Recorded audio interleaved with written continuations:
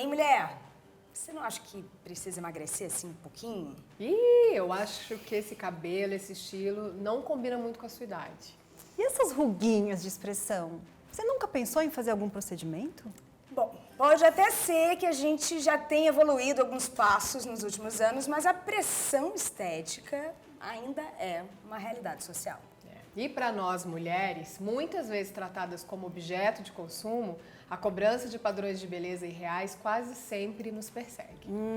Por isso, envelhecer em paz acaba se tornando até uma jornada, né, de autoaceitação e parte do nosso crescimento pessoal.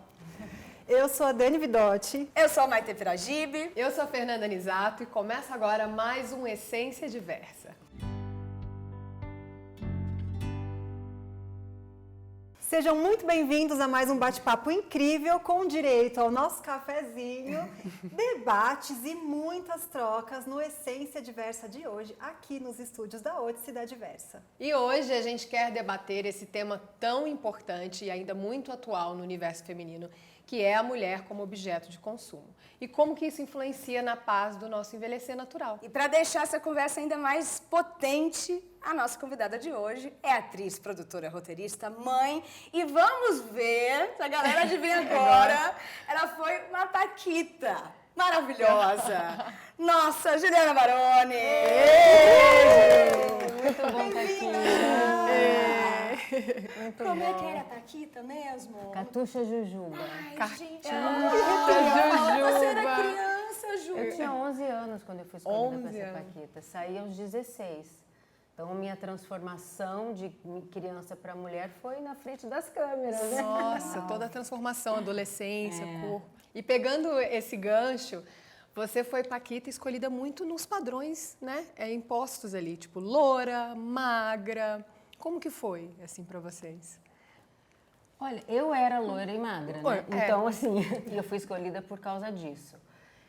Quando você está vivendo esse momento, você não reflete. Eu tinha 11 anos. Meu sonho era ser paquita, o meu e de todas as meninas da minha geração, né? E eu fui escolhida e me senti muito privilegiada por isso.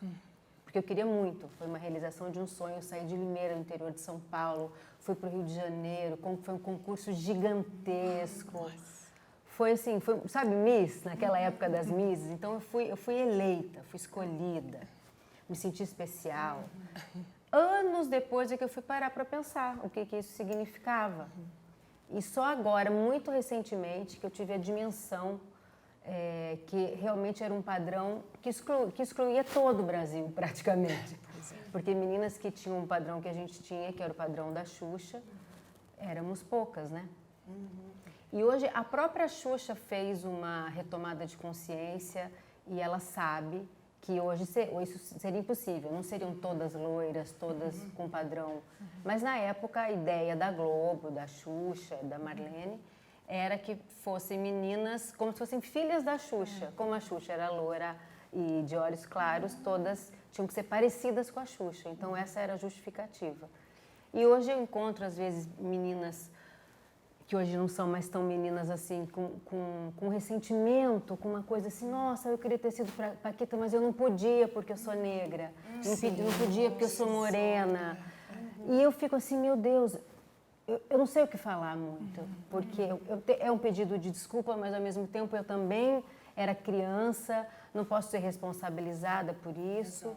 Então, não é um assunto assim que é muito fácil. Eu acho que hoje em dia seria inadmissível, né? E tem um documentário muito interessante na Globoplay, Muito legal o né, que documentário. conta essa trajetória. E depois vieram outras paquitas, né? Teve esse espaço de virem os homens, as Eu lembro meninas do das umas paquitas Zodíaco, morenas. né? Eu fiz teste para garotas do Zodíaco.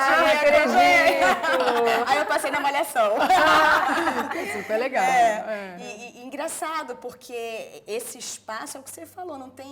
É um sistema, né? É um sistema que ainda existe. A gente está agora num movimento super especial de inclusão, mas que está demorando ainda, né? É um espaço que a gente tem realmente que conversar sobre isso. É um assunto delicado, até porque nós somos, né, brancas, e isso foi uma conversa entre nós. Gente, mas como a gente vai se unir nesse espaço? Então, esse lugar do Essência Diversa, abrir nessa convidada qual é esse lugar de fala seu, que é a sua vida, é genuíno seu, com suas dores, seus privilégios.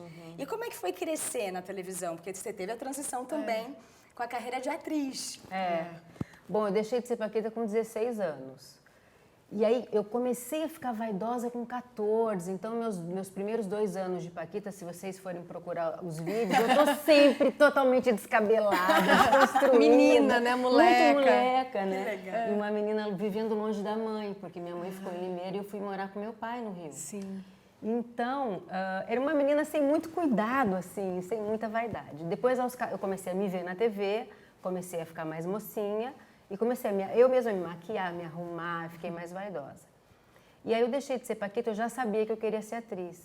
Fiz oficina de atores, eu fiz teste para oficina de atores, comecei a cursar, e eu fiz teste para uma novela chamada Cara e Coroa, em 95. E aí, a vaidade de atriz é diferente. Eu tinha uma vaidade muito mais intelectual do que física. Perfeito. Porque, assim... tudo bem, eu tinha que ter a cara que eu tinha mesmo. Sim. Então, eu não tinha muita vaidade assim, de roupa, que figurino eu ia botar e tudo. Mas eu queria ser aceita naquele grupo intelectual dos atores. E eu vinha da linha de show, eu era paquita, eu tinha muito preconceito na época, né? Tipo, essa menina tem talento ou tá aqui só porque trabalhou com a Xuxa e caiu de paraquedas? E a Letícia Spiller, nessa época, tinha acabado de fazer uma novela que ela estourou como Babalu. Ai, gente, maravilhosa. E foi assim, em seguida, aí ela estava fazendo a novela, apareceu o teste de Cara e Coroa, eu falei, Letícia, eu não era atriz, me ensaia. Eu fui para casa dela, ela me ensaiou, eu fui bem no teste, passei e comecei a trabalhar. Eu larguei a oficina de atores e comecei a fazer novela. Então, você aprendeu fazendo. Aprendi fazendo. Eu tive muita sorte, porque... a minha mãe na novela era a Luíse Cardoso. A Luíse Cardoso, para quem não sabe, foi professora do tablado. Sim, maravilhosa, eu trabalhei com ela.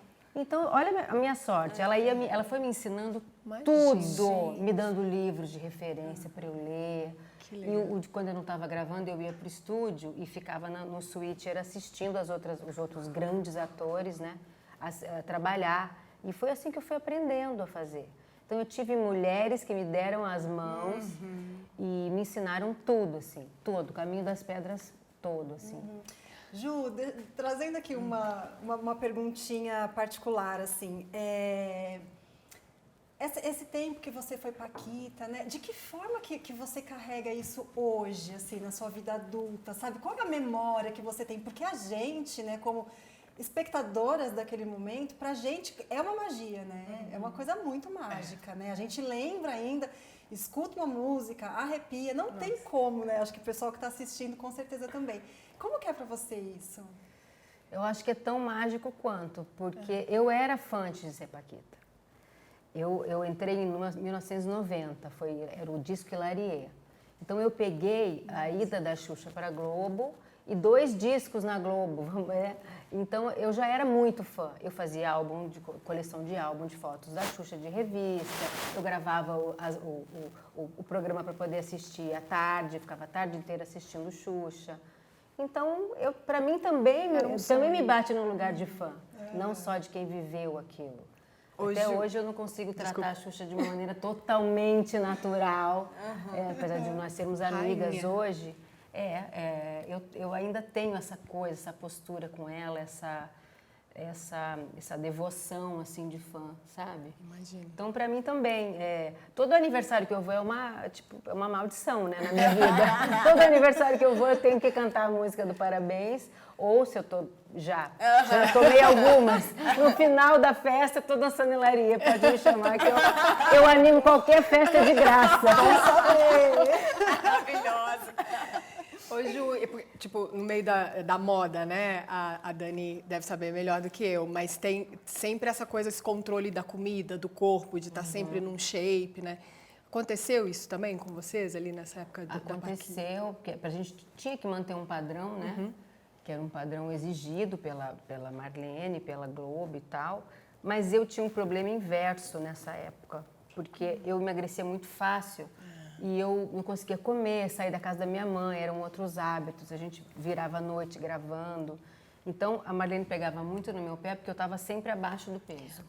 Mas eu sou a única, tá? Da época, que não tinha esse problema. Então, era um controle também, era mais do que controle, era um cuidado, porque poderia ficar sem saúde, né? Mas eu vi muitas amigas minhas passarem por situações que hoje em dia seriam inadmissíveis, mas na época era tratado como normal. Isso que é o mais difícil da gente elaborar. Na época era assim que as coisas funcionavam, entendeu? Não tinha diversidade, era o padrão e só o padrão existia. Né? Exato. Que coisa. E Ju, você tem uma filha, você estava falando, né? Tenho uma filha, Duda, ela tem 9 anos. 9 anos. E como é que você faz para educá-la, assim, né? Sem passar esses padrões e... Nossa, isso é a coisa mais difícil que existe, porque tem o que eu sou, tem o que eu falo, né? Sim. E tem o que a sociedade fala, o que ela vê. Mas eu acho que essa geração está muito mais esperta que a gente. Sei que tem uma filha também jovem. Eles estão... A Duda me corrige o tempo inteiro. Eu cometo muito mais erros do que ela. Então, acho que ela está numa boa escola, que encaminha, que fala... Apesar de não ser uma escola que tenha muita diversidade, porque é uma escola cara, é uma escola que se preocupa, que mostra essa pauta da diversidade. E eu tenho conversado muito com a minha filha sobre isso. Assim. Eu falo, inclusive, do quanto ter que se manter no padrão foi uma coisa que pode aprisioná-la. Ela, por exemplo, dá um exemplo bobo, tá? Ela tem um cabelo cacheado, sempre teve. E eu sempre fiz muita questão... Isso não é uma questão mais, tá? Mas nunca foi na minha casa, mas eu sempre mostrei para ela o potencial daquele cabelo, o quanto aquele cabelo é bonito, que combina com a personalidade dela.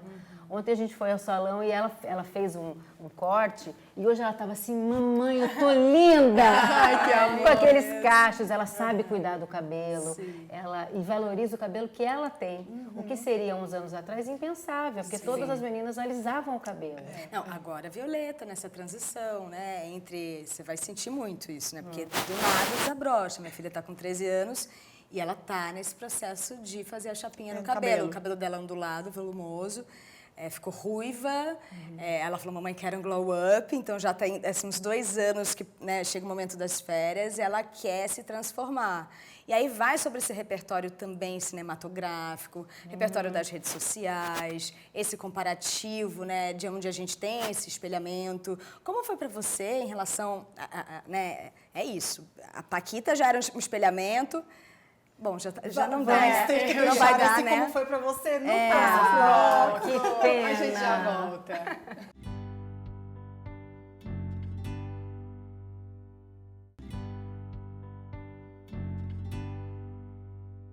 A gente está de volta aqui nos estúdios da Otsi e da Diversa com a nossa convidada maravilhosa, Ju Baroni, em mais um Essência Diversa. E hoje o papo... Tá gostoso! Quando que não tá? E a gente estava aqui debatendo um pouco da experiência da Ju dentro dos padrões de beleza sociais. E eu acho que fica muito claro para nós que essa cobrança toda está diretamente ligada à visão da mulher como objeto de consumo. Ui! Ju, você acha que essa objetificação, né, das mulheres, que ficou muito mais evidente a partir dos anos 70, contribui para a ideia de que o nosso valor está, na maioria das vezes, ligado à nossa aparência física? Acho que sim. Acho não, tenho certeza. É uma coisa tão complicada de falar, porque a gente, enquanto está vivendo, é muito legal a gente ter agora espaços para a gente debater esses temas, porque não eram coisas faladas há muito pouco tempo atrás, 10 anos atrás. E eu também não pensava sobre isso. Eu estava fazendo arrumação na minha casa esses dias, e aí eu achei umas capas de revista, que você deve ter feito todas também. Achei a revista VIP, Trip, todas aquelas que eram revistas... Capricho eu fiz muito. Mas a VIP e a Trip era... A VIP e a Trip é sensual. Eram mulheres poderosas, muito bem maquiadas, com fotógrafos de moda, mas com um apelo muito sensual. Sim.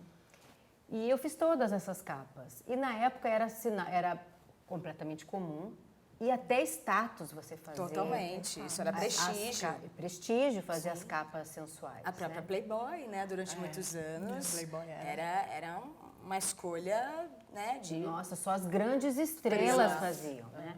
Depois virou outra coisa, mas assim, tinha uma época, era o sabonete Lux Luxo, L'Oréal e a revista Playboy. E eu nunca fiz Playboy, mas eu fiz essas outras sensuais. E aí eu tava olhando as revistas, minha filha tava me ajudando a fazer a arrumação, sempre a minha filha do lado, né? Pra me situar. Falou, mamãe, o que é isso?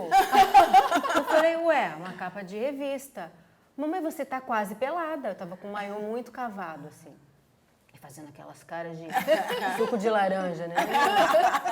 Aí eu falei assim, filha, mas era muito comum na época. Mamãe, mas hoje em dia eu não faria uma capa dessa.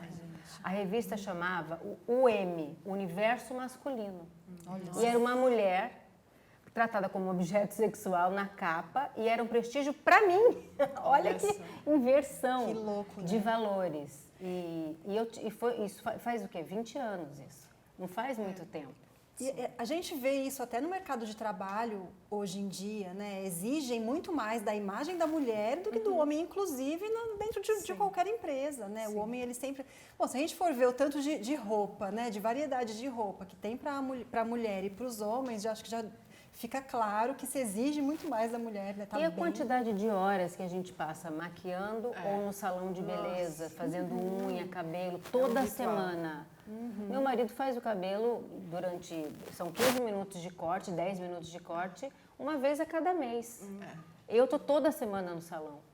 Pois é. Eu tive uma coisa muito interessante, assim, depois que eu fui parando de trabalhar como modelo, eu tive que me libertar de algumas coisas que para mim eram como prisões e que mudou muito para mim, assim, sabe? As pessoas talvez não sintam isso, né? Tem amigas que eu conto que elas estranham, mas assim, eu não consigo pintar minhas unhas mais. Olha. Eu tenho aversão, acho lindo a unha pintada, mas eu ganhei uma aversão porque eu era obrigada a estar com a unha pintada da cor que eles queriam.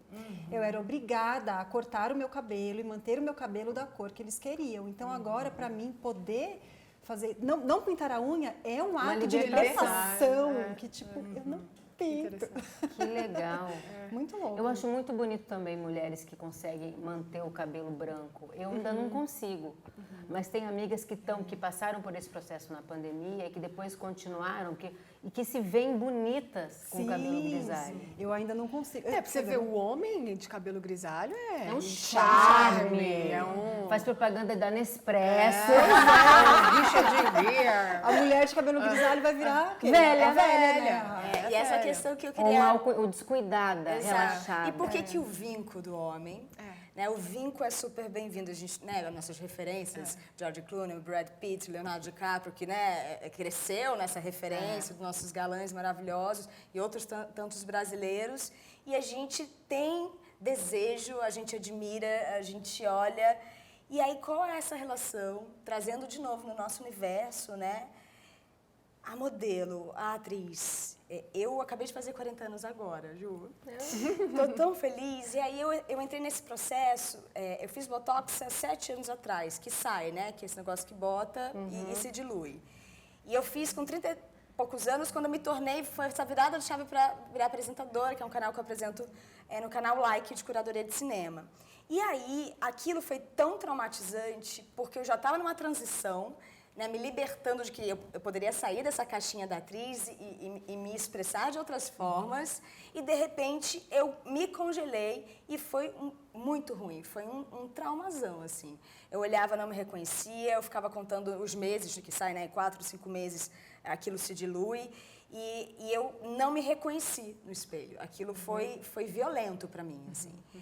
E aí, esse é o meu processo dessa virada de chave, porque eu também não julgo, pode ser que amanhã eu queira fazer e tá tudo certo, não é sobre o correto ou não, como da unha, né? Não é sobre o que é bonito ou não, é como a gente se libertar, como a gente lida, né, com a gente, e é muito libertador. Eu falo, cara, eu acho lindo, cada um pro teu, mas eu ainda não botei, né, não mudei nada, a não ser os meus peitinhos maravilhosos. Então, assim, como está sendo opressivo meninas, né? Cada vez mais jovens jovens. fazendo Mas a quantidade de filtros, elas ficam brincando o dia inteiro com aqueles filtros, com a boca modificada. Todo mundo tem boca de pato, assim, né? Então eu acho Todo uma mundo loucura igual. A isso. mesma boca. E, gente, deixa eu colocar uma lenhazinha aqui na fogueira.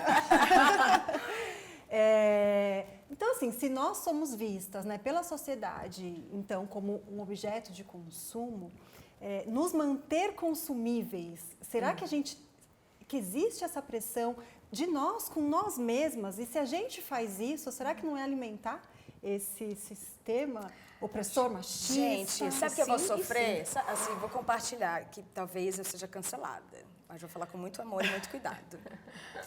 Não, porque assim, a minha alma é velha. As minhas referências, meu repertório musical, principalmente.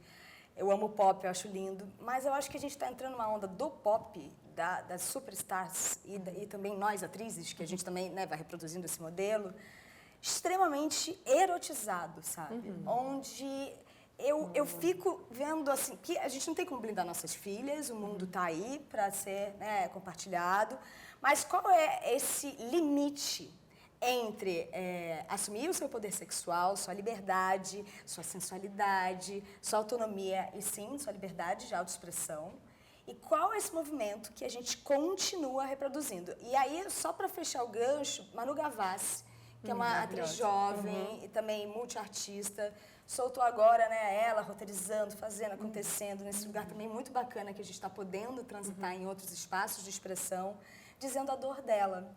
E aí o feedback, né, abriu um espaço para um outro questionamento. Qual é esse lugar próspero onde a gente não precise reproduzir o erotismo? No erotismo mais isso, como a gente reproduziu sem saber lá atrás, né? Como? Porque às vezes a gente não tem também consciência, ou tem... Quais são os limites? Como é para vocês isso? Porque cai muito nesse lugar do empoderamento, né? Eu vou postar foto da bunda, ou eu vou fazer uma música com essa letra, mas é porque eu sou, né, livre e eu faço o que eu quiser do meu corpo. Mas isso eu acho que é tão delicado, né? Eu também acho. Porque até onde isso é empoderamento, até onde isso não é, assim, E será que isso é ser livre realmente? Pois Às vezes eu me pergunto, sabe? Eu vejo às vezes alguma mulher com esse discurso, eu falo, gente, mas será que é isso, ser livre? Ser livre, então, é eu ter coragem de ir lá no Instagram e mostrar meus peitos? Isso é ser livre? Eu não sei, eu encontro a liberdade em outros lugares em mim, sabe? Eu acho que isso, inclusive, me aprisionaria até. Porque aí eu preciso segurar aquela onda. Então, e depois disso, o que eu vou ter que postar? Exato. Porque as pessoas vão esperar mais. Você tem que manter. Porque eu tenho que manter. Exato. E qual é a coerência? Porque também aí tem essa coisa do contexto, né, gente?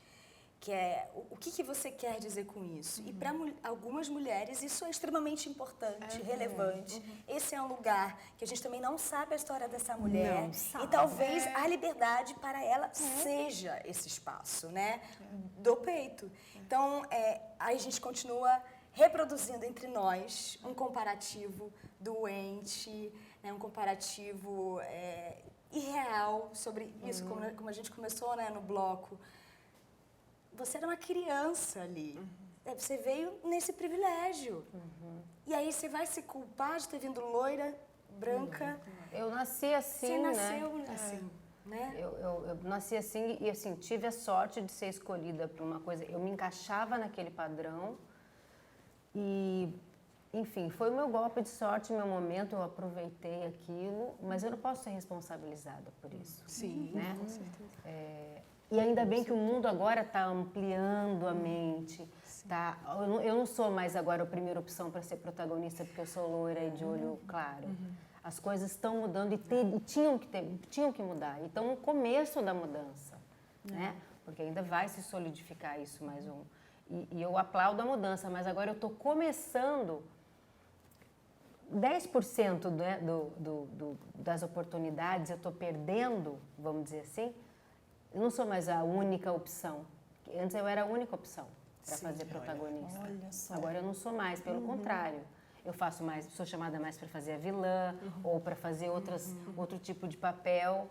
o que eu estou achando ótimo, mas são menos oportunidades, as oportunidades ficam mais raras. Aí, graças a Deus, a gente vai para a direção, para o roteiro, agora eu estou escrevendo e fazendo outras coisas, que são muito... Agora sim eu estou encontrando a minha voz, porque antes eu era porta-voz de uma coisa pronta, de uma coisa pronta, pré-fabricada, que era eu ou outra qualquer, com o mesmo tipo físico que eu. Agora não, eu estou parando para pensar o que eu quero falar, o que faz sentido para mim. Tá muito mais legal estar nesse lugar, mas muito menos confortável também. Exatamente. A gente já volta. É rapidinho.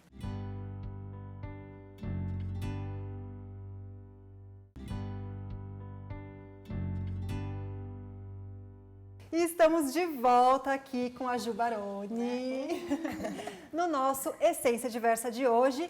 Estamos, hein, meninas, num debate intenso sobre a objetificação da mulher e também a gente estava falando sobre as cobranças sociais, né? Exatamente. A gente está aqui, né, entre mulheres, cada uma com as suas percepções e suas histórias. Eu acho que uma coisa que me vem muito quando a gente fala desse assunto é que, para além dos homens, é a percepção que isso gera de uma mulher para outra mulher. É isso que é o mais delicado. A gente falou um pouquinho isso no último bloco sobre esse veneno que é a comparação. E cada mulher, né, não tem uma mulher que não concorde em algum nível, em alguma fase da vida, ter sofrido, né, com a comparação. Como é que é para você, Ju, a relação disso? Olha, eu hoje em dia não estou mais prestando tanta atenção nisso. Eu não sei por quê. Não sei se é porque a maternidade me toma todo o tempo, eu estou mais olhando para ela do que para mim. Eu não sei. Isso agora não é um período que está me incomodando. Mas, gente, quando eu estou lá passando meu dedinho, olhando as redes sociais, eu faço, olha, fulano, eu me pego fazendo comentários. Não tão positivos, para não falar, para ser mais amena, né? A respeito de mulheres. Depois eu paro para pensar e falo, gente, eu fico o tempo todo. A verdade é a seguinte, a gente está reaprendendo. Tudo. Eu descobri muitas coisas que eu não tinha a menor ideia. Pensamentos não tão bons. Eu sou uma mulher vaidosa, eu sou competitiva, eu gosto de fazer fofoca. Eu não sabia disso. Adoro uma fofoquinha. Quem não gosta? Quem fala que não gosta está mentindo. Então, assim, e a gente vai ser... Quando você tem que ter uma pessoa que está ali prontinha para você moldar a pessoa, né? Pelo menos tentar introduzir alguns conceitos éticos, morais, você vai o tempo todo se descobrindo. Então, eu redescobri coisas que eu aprendi, que eram da época. Não estou julgando meus pais, pelo amor de Deus, né? Porque eu tenho meus pais, assim, são meus dois ídolos. Mas que foi ensinado de maneira errada. Eu tô desconstruindo, reaprendendo. Não sei se daqui a pouco eu vou aprender outras coisas a respeito das coisas que eu reaprendi agora. Então, graças a Deus, a gente está em eterna evolução. Então, eu estou reaprendendo muita coisa com a minha filha. Eu acho que ela está me ensinando mais do que eu ensinando para ela. Mas que ela bom. ensinou mesmo. Mas esse negócio das redes sociais é bem perigoso, né? Tipo, eu fico ali às vezes vendo, aí todo mundo tá com essa boca, todo mundo tem bocão. E eu já me peguei, às vezes, olhando ali no espelho, e falei, gente, eu acho que se eu colocar um pouquinho assim, vai ficar interessante. Mas você sabe falei, não, gente, eu não vou fazer isso. Que eu comecei a fazer quando eu tô muito, assim, com muita informação de rede social, quando eu fico meio perdida, aí eu dou uma sumida das redes sociais. Mas como um detox para mim, para minha mente. Aí eu fico, sei lá, as pessoas odeiam, né? Meu empresário, sei lá, falam, mas você não pode sumir desse jeito. Eu falo, não, eu posso, eu não estou lidando bem com isso. E eu fico um tempão sem postar nada, sem ver nada, sem comentar nada. Eu dou um tempo. Aí eu vou ler minhas coisas, ver meus filmes, viver a minha vida, depois eu volto. Mas tem gente que não consegue sair daquilo ali, né? Ou seguir contas, né, que tem mais a ver com você, Isso. belezas reais, né? Exatamente. As mulheres Exatamente. têm Porque a gente tantas tem hoje. que sair desse lugar da crítica, porque, na verdade, quando a gente está criticando o outro, apontando o narizinho, a boquinha do outro, a gente está com a gente nas nossas inseguranças, né? Um dedinho apontado certeza. aqui e todos voltando. Então, aí esse lugar que a gente lembra com as nossas filhas, que a gente não tem espaço para ser menina, né? Para ser infantil, para ser aquela adolescente, aquela criança ferida, ou esse lugar inseguro, imaturo, que nós temos. Isso é do ser humano, a gente vai estar evoluindo para sempre. Então, eu também, assim, nesse processo, se essa pessoa me deu algum gatilho de insuficiência minha, eu preciso entrar no mundo dela. E aí é estado oposto, né? Eu acho que o processo de permanência, de inclusão, de acolhimento da vida, o que nos preenche é um repertório que esse é o desafio, a curadoria da vida, né? Curadoria dos filmes, dos livros, das conversas, das pessoas, das relações. E principalmente nesse lugar, né? Porque também eu acho que a nossa carreira, né, modelo se inclui disso. Como a gente é muito testada, a gente recebe muito não, e é muito no comparativo, e às vezes é um lugar injusto ou não, concreto ou não, e aí é um lugar real, né? É uma escolha real. Então a gente foi doutrinada a isso. E como sair desse lugar da competição, porque a competição ela é saudável, eu também, né, me sinto uma pessoa que eu quero crescer, quero vencer, mas como a gente, né, ultrapassa fronteiras com pessoas saudáveis para a competição do nosso melhor, te provocando melhor, ou não a gente né, se competindo. Não, né? e muita coisa mudou, né? Você citou o fato de modelo. Então, assim, quando eu comecei a trabalhar como modelo, não existiam redes sociais. Então, alguém só sabia que eu estava na revista se comprasse a revista. Eu não tinha onde contar para as pessoas na rua que eu estou dentro de uma revista. Hoje em dia, você sabe tudo o que aquele artista, o que aquela pessoa está fazendo, porque tem as redes sociais. Então, acho que a comparação fica muito maior, né? É muito mais difícil. A gente se comparava quando a gente cruzava com alguém na rua. Exato. Porque quando a gente assistia uma TV, a gente não está se comparando, a gente está se inspirando. Exato. Nossa, eu quero essa roupa, eu quero... Agora é muito diferente, né? Os tempos atuais, ainda mais vocês com meninas... E nessa transição também, né, Ju? Porque é isso, a gente está envelhecendo, a gente está passando, agora somos mães, daqui a pouco seremos avós, enquanto a gente estiver viva, que bênção, a gente vai estar em evolução. Como está sendo para você nessa transição de carreira, né? Essa fase madura disso, que sai da zona de conforto, como você falou, mas também tem esse espaço iluminado de você conseguir colocar a sua voz genuína, né? Um outro espaço maduro, né, também de expressão. É uma descoberta fantástica, assim. Eu aprendi a escrever, fui fazer curso de roteiro na pandemia. Ah, que legal. Ai, que ótimo. E aí descobri um novo talento real, assim, com 42. E comecei a me questionar muito. Quando meu pai morreu, que era a minha maior referência, meu pai queria ter sido artista, eu acabei me tornando artista e eu fiz uma constelação familiar, porque toda a minha família, por parte do meu pai, queria ter sido artista e ninguém seguiu a carreira. E eu segui. Então, quando ele morreu, eu falei assim, e agora? Será que eu sempre quis? Ou eu precisei ocupar esse lugar? Uau! Porque minha família precisava. Porque eu fui ensinada, porque eu fui doutrinada. Ou estimulada. Ou estimulada, fui muito estimulada. E aí o que eu fiz? Eu dei um tempo, logo depois que meu pai morreu, dei um tempo para mim e falei, agora você pode ser o que você quiser. Nossa! Ai, E aí eu descobri que eu realmente amo ser atriz e que eu posso escrever, eu posso dirigir, eu posso produzir, eu vou fazer tudo muito bem porque eu sou apaixonada por esse universo artístico. Mas eu descobri só depois da morte do meu pai que realmente era um desejo meu e não só o desejo dele. Fê, você está vivendo uma fase muito parecida Muito. também. Como é que foi essa transição para você? Muito parecida. Exatamente, assim, eu também, esse sonho da atriz, da novela, fiz algumas, vivi, mas sempre gostei do universo do cinema como um todo, né? Eu fui para o Rio de Janeiro, já fui para lá estudando cinema, direção de cinema, e vindo agora para São Paulo, eu falei, não, eu quero focar nisso. E aí comecei também a fazer roteiro, na roteiraria. Ah, eu também, na roteiraria. Com o Jazz e o Pedro? Eu fiz com o João Carvalho. Ah, ótimo. Nossa, Que é maravilhoso. maravilhoso. E também estou abrindo as portas, os leques, né, as oportunidades, me reinventando, porque senão você fica também só ali naquela espera, né? De fazer um... E eu também, na minha carreira como atriz, eu fiz bastante prostitutas. Olha É verdade, né, Fê? Só me chamavam para fazer prostitutas. Então, assim... E como você lidava depois? É Entre difícil. escolher e não escolher, porque... E na Record, como não tinha isso, eu fazia sacerdotisa, safada. Tipo assim. Mas era sempre nesse lugar. E difícil, porque eu queria fazer Mas uma... ao que você atribui? Pelo seu tipo físico? Pelo meu tipo físico, porque você tem um corpo assim, que você tem um corpo assado, que você é uma mulher assim, assado.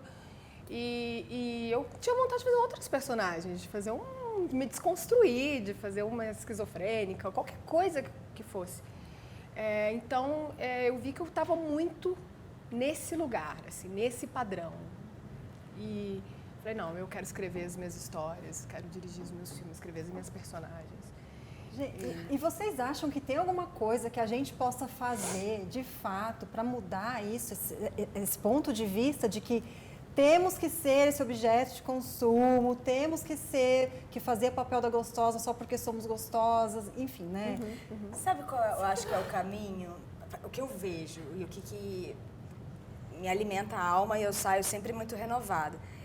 A gente tem que retomar nossa tenda vermelha mesmo, assim, do lugar dos nossos ancestrais, porque nós, mulheres, ancestrais mesmo, nós vivíamos juntas, nós cuidávamos dos filhos, né, uma das outras. A gente, quando mulher, né, tá muito tempo junto, a gente menstrua junto. É verdade. Quem explica isso? É verdade. Né? Qual é essa sabedoria? Eu não, né, se alguém tiver um estudo científico, alguma coisa, passe, né? Inclusive, né, quem quiser continuar esse papo, @maitepiragibe. Denote. @Jubarone Oficial. Fernanda Nisato. Ó, oficial da Ju, tá? Oficial, Gosto. Gente, eu sou antiga, tá? Porque são muitas, eu não exato. tinha verificado. Tinha fã-clube também, Ou era né? real ou oficial. Exatamente. Mas eu resolvi não mudar, porque eu sou dos primórdios, sabe? Uma das primeiras contas do Brasil foi a minha. E eu acho que também na nossa área, voltando a esse lugar de confraria, de irmandade mesmo, isso na prática, né? Porque a gente tem muita teoria, a gente bate muita cabeça, mas a gente percebe o quanto está perto de mulheres saudáveis e mulheres seguras e mulheres que se amem, né? E realmente se ajudem. Deixa eu contar uma história. Mas agora, Por favor. Você Agora, não, não. você vai ter dá que esperar tempo. muito. Então, só É uma história pra... de mulher que se ajuda, vai ficar Isso, pro próximo. exatamente. É bom Volta que com a deixa a gente. curiosidade, tá? Volta aqui com a gente, tá já.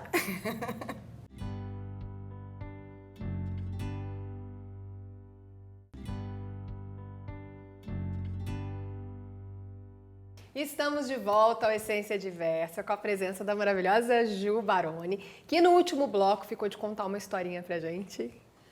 Não, porque a gente estava falando, a gente falou sobre vários assuntos, mas assim, sobre mulheres que se ajudam. Isso. Então eu tenho que contar uma história. Quando eu casei com meu marido, o Eduardo Moreira, ele já era separado da Fernanda e tinha 2 filhos. Tem 2 filhos do primeiro casamento. Aí na pandemia, eu fui para o nosso sítio, eu, minha filha e o Eduardo, para passar o final de semana. E aí veio a pandemia, fechou tudo, as escolas fecharam e as crianças dele estavam com a mãe em São Paulo. E a gente pensou muito rapidamente, falou assim, olha, não vai dar para a gente ficar 15 dias com um, 15 dias com o outro por causa da contaminação e também por conta de ficar longe das crianças. Aí eu tive uma ideia, falei, Fernanda, você não quer trazer, vem você e as crianças aqui para o sítio? A gente achou que ia durar 15 dias, aquilo ninguém sabia direito. E ela veio com o companheiro dela, com o filho do companheiro e os 2 filhos do meu marido. Eram quantas Eu crianças? vivi a mesma coisa. Eu não acredito. Na pandemia. Morei 4 com a ex. crianças.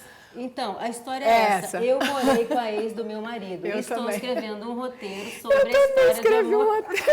não. A gente tem que juntar. A gente tem que juntar. Gente, vai ser uma série. É uma série. Vocês nem Juro do sabem. céu. Ela hoje é a minha melhor amiga. Olha que loucura. Nós moramos juntas e assim, sem nenhuma ajuda. Então a gente dividia todas as tarefas, fazíamos tudo. 4 crianças online. Olha que legal. Moramos juntas durante 6 meses. Que legal. O sítio é grande, mas a casa do sítio é pequena pra gente dividir. Assim. Então foi uma história totalmente inusitada, você também viveu. Muito. É um jogo de cintura de todo mundo, né? Todo mundo teve que ceder alguma coisa. E deu tudo certo. E vocês se ajudaram A ali. gente se ajudou. Essa que é a questão. Olha a gente que legal. se ajudou muito. Exato, porque é mãe dos filhos, né? Tinha que ficar todo mundo junto. Como é que a gente ia separar as crianças do pai? Eu morei 7 meses também. Só que o meu caso é que eu tinha acabado de conhecer o meu marido. Então, assim, era muito novo pra mim. A relação, tudo era...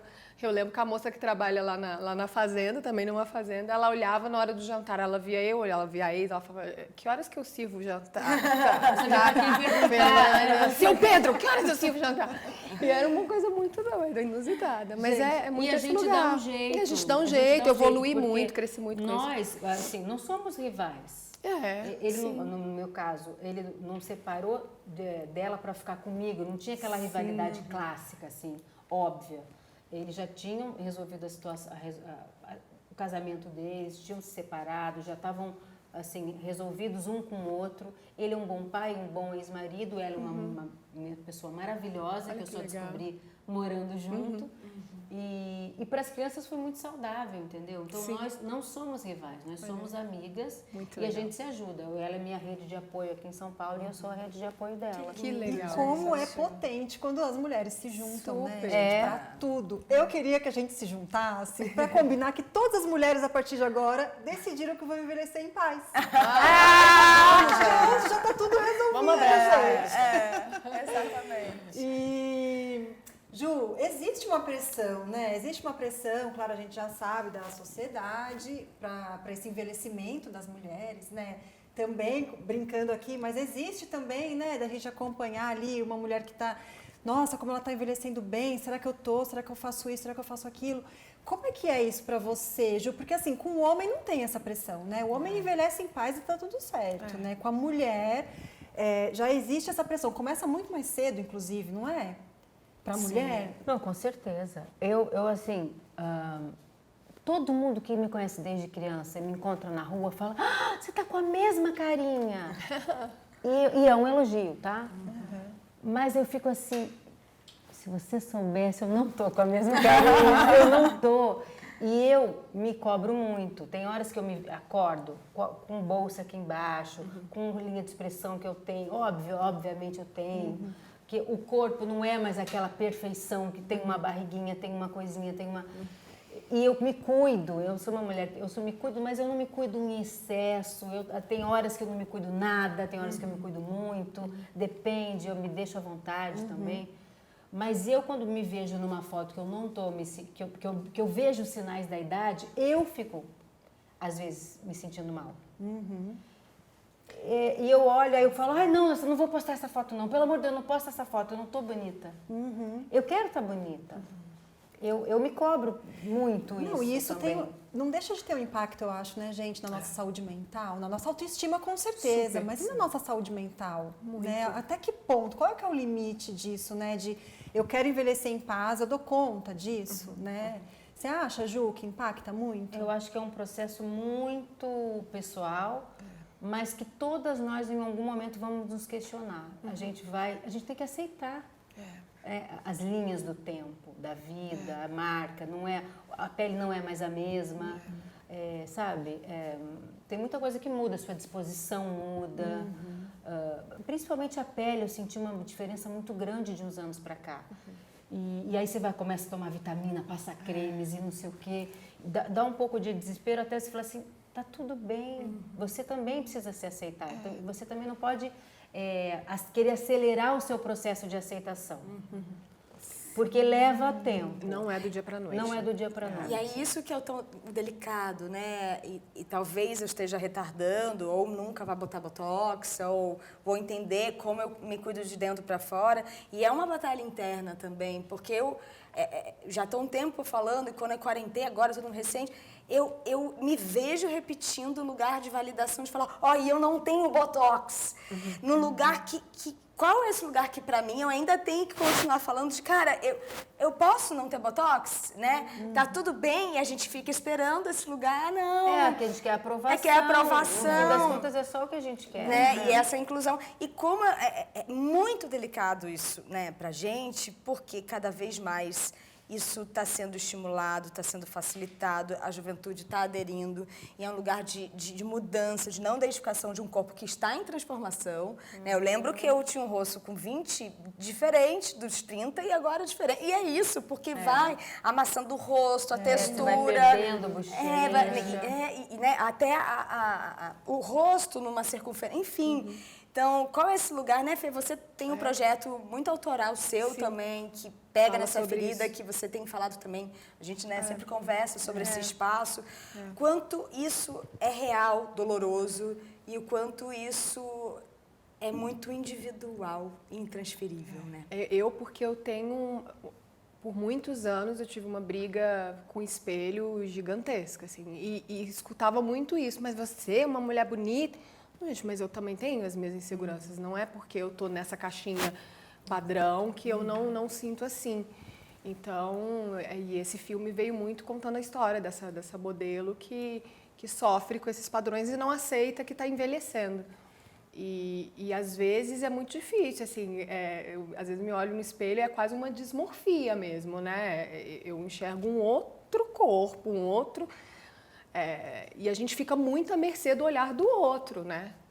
Então, esse processo, nossa, para mim é diário, assim, de colocar até frasezinhas no espelho, de como a gente se amar mesmo de verdade, se aceitar. Eu quero trazer até então uma pergunta, né? O que vocês fazem? A Fê disse que faz isso, de colocar a frasezinha. Tem alguma coisa que vocês fazem para contribuir, né, para esse envelhecer em paz?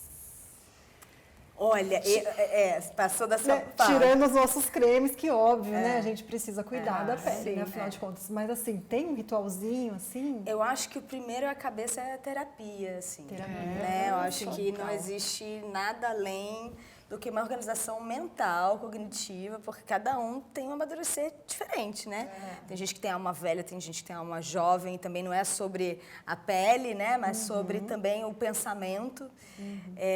Então, acho que começa por aí. E os rituais para a gente nunca perder nosso amor com a gente. Então, eu tenho alguns rituais, principalmente nesse lugar de carência, ou quando a gente ainda está se sentindo inchada. Eu amo a Ayurveda e, enfim, conheço pouco, né? Sempre quero investigar mais. E a oleação com o corpo, o carinho de se massagear, de se tocar, e dos cheiros, as outras percepções, né? As outras sensações e sentimentos, o nosso sentir com a gente, né? E é um processo de acolhimento. Então, eu me abraço muito, então... Te dá colo. Eu dou muito colo, né? Com os meus travesseiros, com a minha família. E isso é um trabalho individual, mas também com os afetos, assim. E estar perto de pessoas, na intimidade, saudáveis. Eu faço um exercício muito legal, que é me olhar no espelho e olhar dentro dos meus olhos. Não tentar não ver mais nada, só me conectar com o meu olhar, e isso me traz para o eixo, né? Com a minha alma. De olhar no espelho e falar, você é você mesma, a mesma de ontem, a mesma de 20 anos, a mesma que vai ser daqui a mais 20. Essa conexão profunda, porque a gente, cara, como mulheres, tem dia que a gente tá bem, tem dia que não tá, tem dia que você se olha no espelho e se acha linda, no dia seguinte você se olha no espelho e começa a ver a ruga, a bolsa, não sei o quê. Então, como que sair desse lugar, né? Se elogiar muito. Se elogiar. Ju, conta você pra gente, tem alguma coisa? Eu estava aqui ouvindo vocês falarem, eu não tenho nada muito de disciplina, não tem uma coisa que eu faço sempre. Eu cada hora faço uma coisa, mas uma coisa que me acompanha, eu gosto de botar uma música num fone e ficar dançando em frente ao espelho. Ai, que delícia! Eu adoro fazer isso. E quando eu tô sozinha em casa, porque ninguém pode ver esse meu momento. Que delícia. Isso é uma coisa que eu faço, de vez em quando assim eu faço. Várias Momento dicas com pro você pessoal. mesmo. aí. E você, Fê? Eu tenho a coisa das frases, tenho a terapia e as meditações têm me ajudado bastante. Porque é isso, você tem que se aceitar. Tá, mas como é que faz isso? Eu não aprendi isso não, gente. Alguém me A ensina? gente não tem que nada pra começar. Boa. Não tem que nada. Eu detesto quando alguém fala, você tem que levantar, você tem que ligar para não sei o que. Não, eu não tenho. É Eu vou verdade, fazer as não coisas temos do que... meu jeito. Exato, porque é um processo muito individual, né?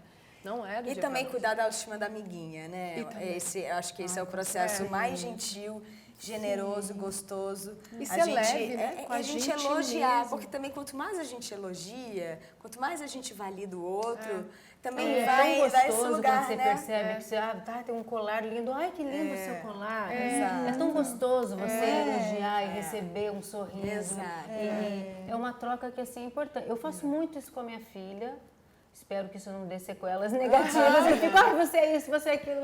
Eu tenho que me segurar. Eu também, elogio muito Violeta. E ela me elogia Ela fala obrigada, porque essa geração. Não, muito. porque a gente também, quando recebe elogio, imagina, não. Imagina não... Obrigada, né? A Violeta, obrigada. Vocês sabem que foi na terapia que eu aprendi a falar obrigada? O próprio terapeuta, eu A gente adolescente, não sabe receber elogio. ele Sabe, falou pra mim, você não sabe dizer obrigada quando alguém te elogia. E eu fiquei parada assim, ele falou, sabe por quê? Porque você é modelo e você sabe que você é bonita. Gente, não tinha nada disso, tá? Eu não sabia nada disso. E aí você Mas não as sabe... pessoas acham Mas que não quem é isso. bonita sabe que é. Eu Não tinha é assim. vergonha. Não é assim. Não é assim. E eu tinha vergonha de agradecer quando alguém me elogiava. Eu tinha vergonha, eu ficava... Não, sabe porque alguém deve ter te falado alguma hora da tua vida, assim, que você, que não é sinal de humildade você agradecer. Então você, então ela se acha bonita, então ela se acha. Era assim que eu sentia. isso. Eu não posso agradecer, sabe? Nossa, que doido. Né? Então, gente, a gente tem que aprender a agradecer. Você aí de casa, você é linda, do jeitinho que você é. Né? A gente precisa estimular esse lugar de amparo, de Somos acolhimento. todas deusas. E sim, a gente pode envelhecer em paz, né? A gente Sim, pode a gente envelhecer pode, em paz. vamos. Né? Isso Esse é papo- sinal de que a gente está vivendo. Estamos envelhecendo. Estamos envelhecendo em paz. Esse papo já tá deixando... Não em paz o tempo todo. Já vai acabar. Não dá pra ser o Estamos a tempo todo, caminho. né? E isso já tá me fazendo sentir que tá acabando, né, produção? Estamos chegando ao fim. gente. Obrigada, Ju. Foi muito legal. Obrigada demais, mesmo. Foi delicioso. Muito bom. O nosso Essência Diversa de hoje está chegando ao fim, mas estivemos na próxima. Exatamente. Quero agradecer a todo mundo que está aqui. Beijo. Obrigada. Até semana que vem. Tchau.